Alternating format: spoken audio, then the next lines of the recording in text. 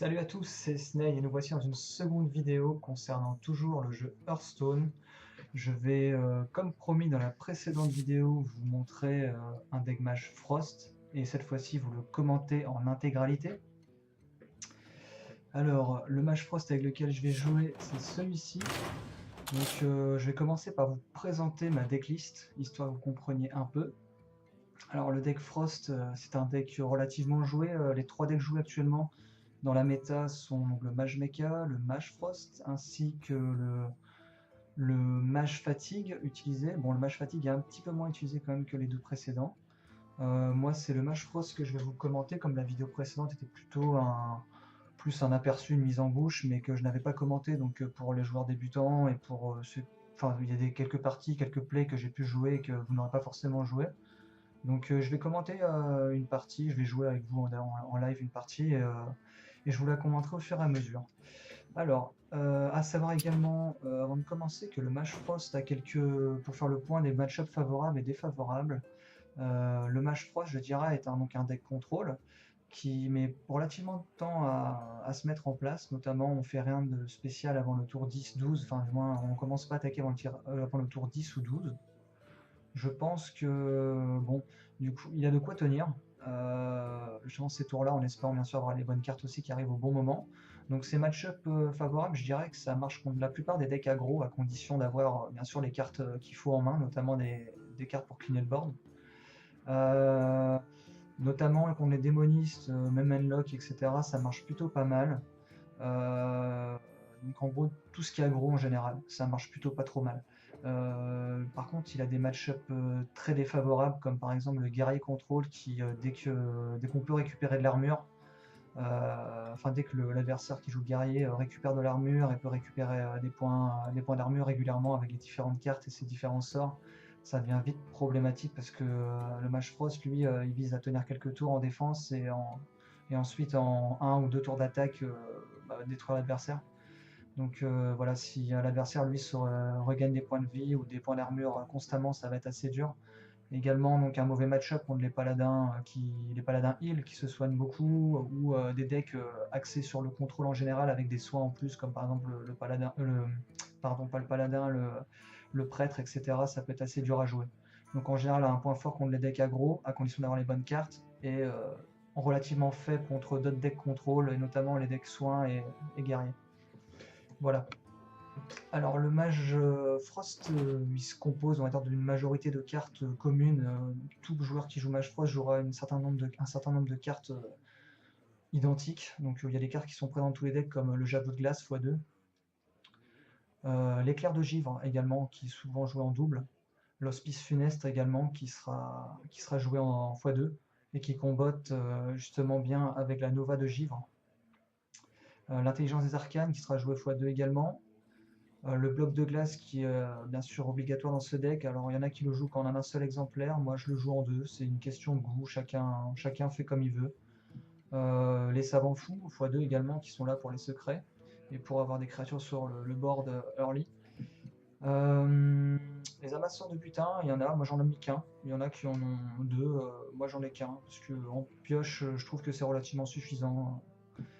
Ensuite, le canon lance-flamme, alors ça, les gens ne jouent pas trop avec normalement, ça c'est moi qui ai juste rajouté pour au cas où je me dis si il me faut une carte pour gérer, à condition bien sûr de l'avoir, j'en ai qu'une chance sur 30 seulement, bon voilà, c'est relativement faible, mais ça me permet de gérer une créature qui peut être délicate en début de partie, qui peut m'embêter, et là où j'ai pas forcément de réponse, 4 points de dégâts c'est toujours bien. Un mage de sang Talnos également, alors je le joue pas tout le temps, c'est une des cartes qui varie lorsque je joue, des fois je l'enlève, des fois je la mets.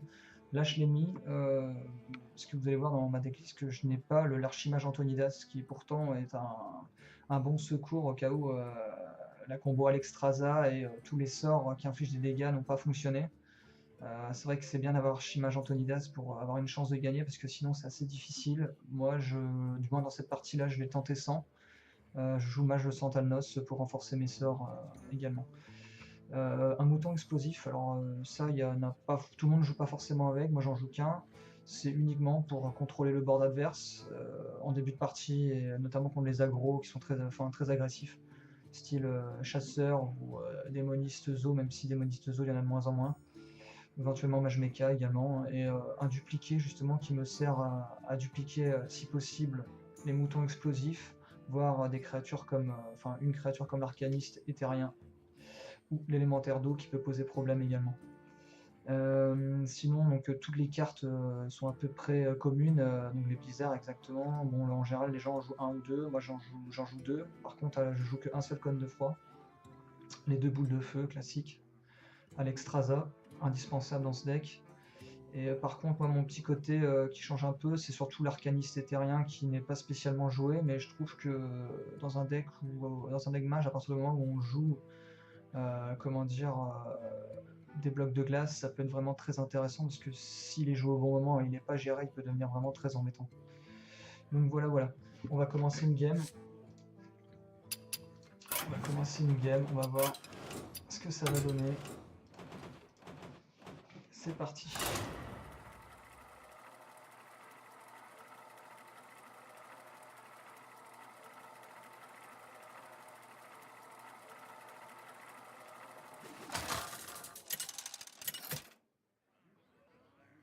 Alors on tombe contre un prêtre.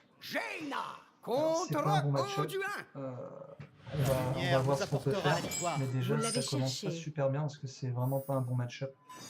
Alors. Le savant fou, quoi qu'il arrive, on va le garder. Le bloc de glace, ça ne sert à rien. Le dupliqué, il ne sert pas à grand chose pour le moment. Je ne vais pas le garder vu que de toute façon ça va mettre un secret. Si je garde des secrets en main en plus, ça va pas le faire. J'espère avoir d'autres cartes, notamment des créatures. Bon, c'est pas le cas. On verra bien, en espérant que la main de l'adversaire soit pas trop agressive. Alors, ça c'est pas mal, le canon lance-flamme, c'est pas mal pour contrer sa créature. Salutations. Sa créature au tour 3 qui joue là et qui coûte 3 de mana, ça 3-4. Ça peut être pas mal, qui donne 3 points de vie avec un râle d'agonie à une autre créature. Ça va pouvoir servir contre cette carte là.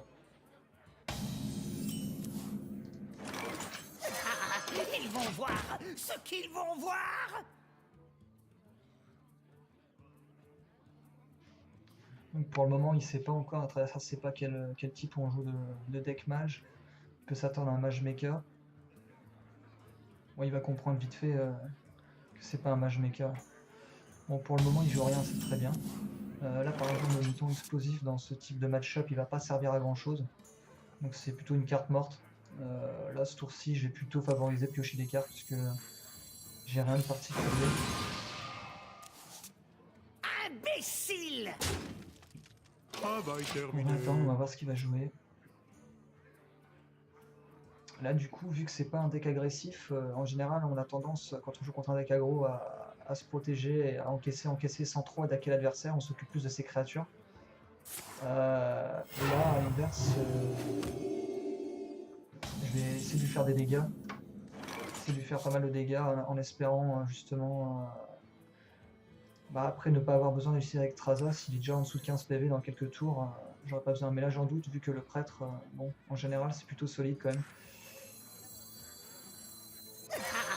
Ils vont voir ce Je suis obligé de mettre mon deuxième, parce qu'en fait, si je joue pas le deuxième, il va se soigner de 2 par tour. Donc en gros, les dégâts que j'inflige, les 2 dégâts, il les soigne direct. Donc en fait, il restera à 30, j'arriverai pas à le faire descendre. Et lui, en attendant, il prend ses cartes. Là, il a 9 cartes en main.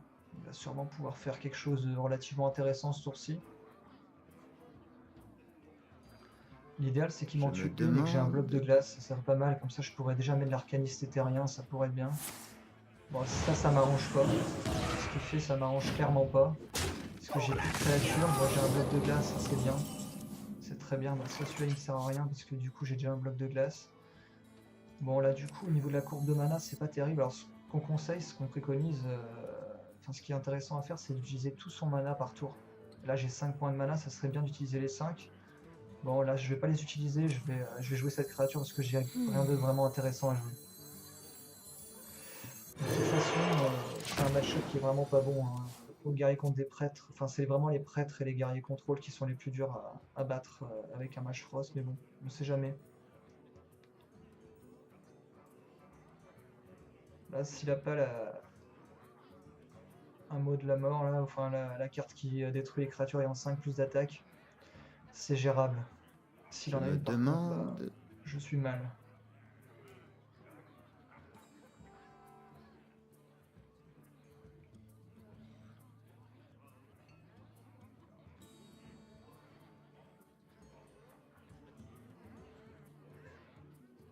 Voyons Ah, il si va ça pas comboter, il marche. va m'en faire avec 3 d'attaque. Voilà. Bon, il a bien géré là. Il avait pas la carte qu'il fallait, mais en combattant, il a réussi à gérer le truc. Bon, moi ça m'arrange pas du tout, vraiment pas. Donc là, vu que j'arriverai pas à lui faire perdre des points de vie, vu que mes 3 créatures il les a gérées, pour le moment c'est mal, j'ai que 5-6 créatures dans le deck, donc j'ai pas énormément de créatures, donc pour le moment je suis mal parti. Ça veut dire que j'arriverai plus à lui faire descendre de moi-même en dessous de 15 points de vie via Que mes créatures. faire? Donc je vais Que tout miser faire? sur l'Exstrasa, donc ça voudrait dire qu'il faut que je prépare le terrain pour déjà pouvoir le tuer une fois posé Exstrasa le tour suivant, que j'arrive à le tuer si possible. Donc là pour le moment j'ai pas grand chose à faire malheureusement. Ce qui m'énerve c'est de jouer ça parce qu'elle va se faire tuer tout de suite, ça n'a aucun intérêt. Et en plus j'ai déjà un secret. Que Ça il vaut mieux faire? attendre plus Que tard. Donc pour le faire? moment j'ai pas grand chose. Ce que je pourrais faire éventuellement si c'est jouer ça. Moi ça me fait chier de jouer ça là-dessus, mais bon. Ça m'embête, je sais pas du tout, là je suis un peu embêté. Qu'est-ce qui serait le plus intelligent à jouer? Allez, on va voir. Nous avons de nombreuses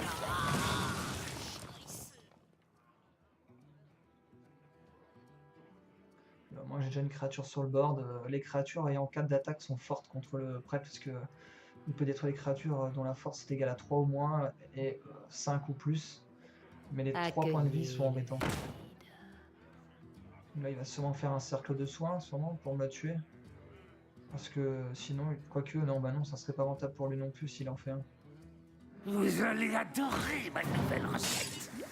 C'est une 3-4. Non, il a fait ça justement pour pas que. Parce qu'avec s'il m'avait laissé en 4-3, enfin telle qu'elle était au début, j'aurais pu taper dedans et pinguer, donc elle serait morte. C'est pas un souci. C'est vraiment pas un souci parce que. Qu'est-ce que je pourrais faire d'intéressant? Bon, là, il va me pouvoir me faire 3 points de vie. Là, ce qui Je est bien, me c'est qu'il peut plus se demande. soigner. Donc, dans mon intérêt, est-ce que ça serait pas rentable, justement, comme il peut plus se soigner, de commencer à lui faire des dégâts et de la garder en vie, celle-là? Ça pourrait être intéressant parce qu'au tour prochain, il peut. Par contre, il faudrait que j'arrive à la contrôler, celle-ci. Et ça pourrait être bien en posant ça. Nous avons soif de vengeance. Ça, c'est intéressant.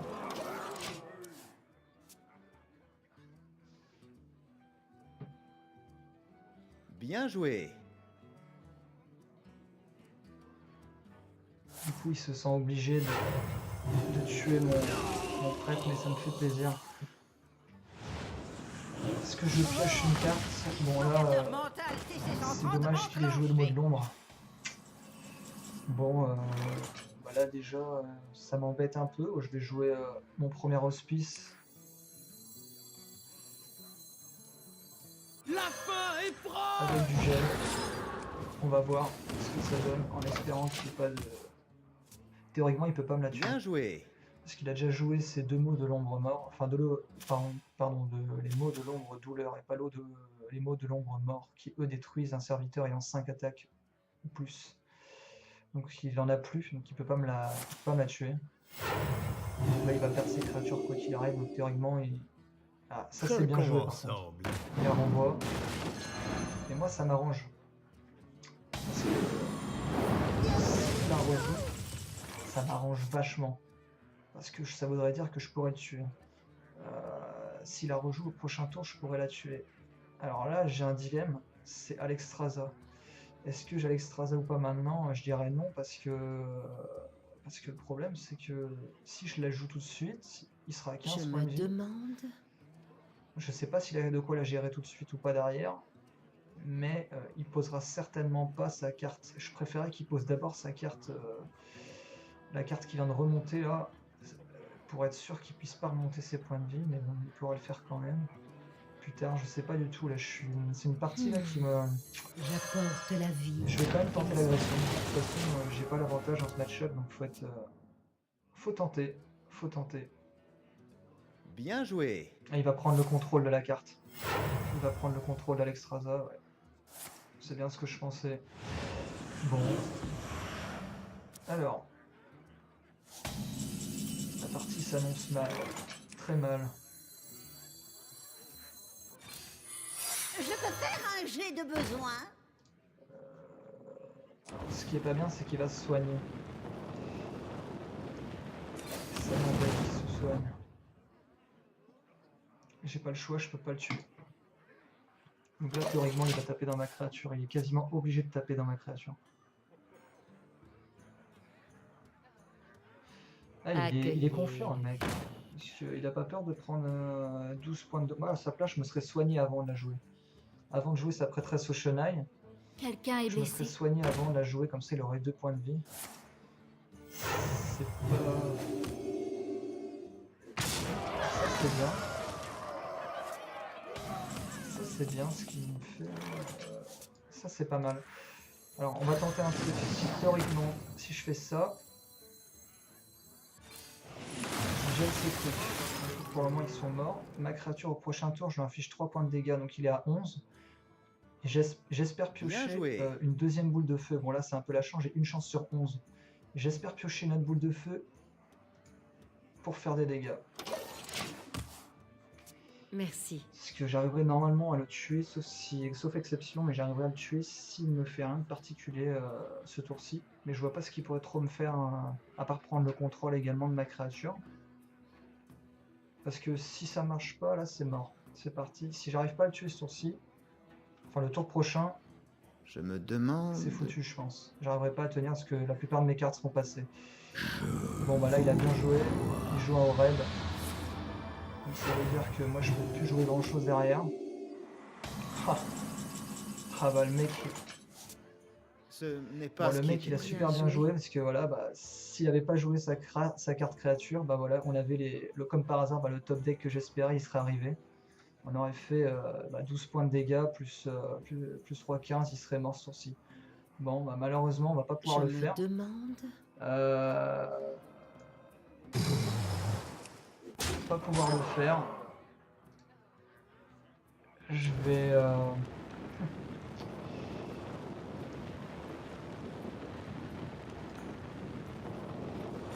Je fais exprès de jouer ça pour essayer de lui dire que... lui montrer que comme si j'avais pas assez de points de dégâts.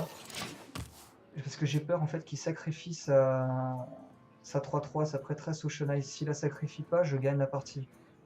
Si par contre il la sacrifie, bah là il peut se re-soigner, passer à 13. Bah, quoi qu'il arrive, je fais 13 points de dégâts, donc théoriquement c'est gagné. En fait la partie doit être gagnée là.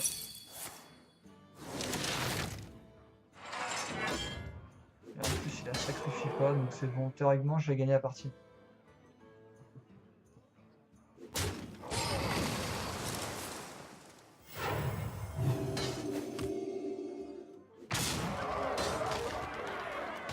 Bon bah nickel. Bon de toute façon là même s'il se soignait là il était mort avec j'ai 22 points de dégâts en table là, 22 même avec le ping 23.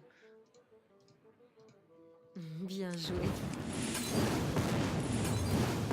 Bon bah voilà, la partie est gagnée, ce fut laborieux au Bien début. joué. C'était loin d'être gagné d'avance au final, bon, bah, on a eu les cartes qui sont bien sorties au bon moment et l'adversaire a plutôt quand même bien joué, notamment le Oreb, il a très bien sorti, c'était une très bonne sortie ce qu'il a fait, donc voilà. Bon bah je vous souhaite à tous une bonne fin de journée ou de soirée selon l'heure à laquelle vous regardez l'émission. Et à la prochaine, c'était Snape pour une partie sur un match Frost. Ciao ciao.